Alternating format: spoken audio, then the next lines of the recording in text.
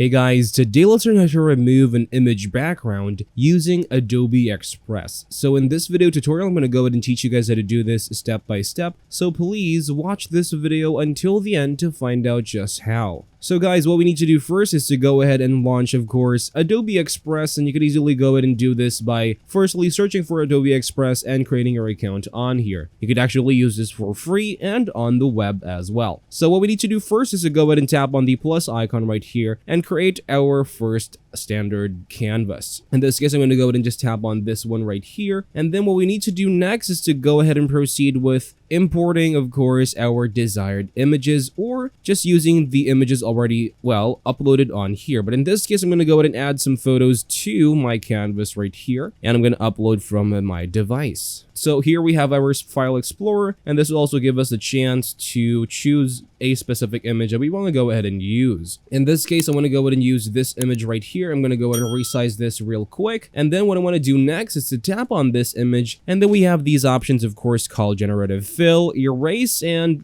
remove background. In this case, what we need to do is to tap on this option to remove the background, and it's automatically going to do that right away. And once this is done, as you would notice, the background is now removed, and also you have now this subject of your photo. If you basically have some changes to do with this, you could always go ahead and try again, or go ahead and crop some parts out by using, let's say, the freeform crop tool. So we're going to go ahead and actually use the freeform crop tool. And I'm going to go ahead and just maybe be content with that alone. And I think that's going to be good for me. So basically that's how you guys could use the image background remover on Adobe Express. So thank you guys for watching this video. Please like this video and subscribe as well if you guys learned something. And I'll see you guys on the next video.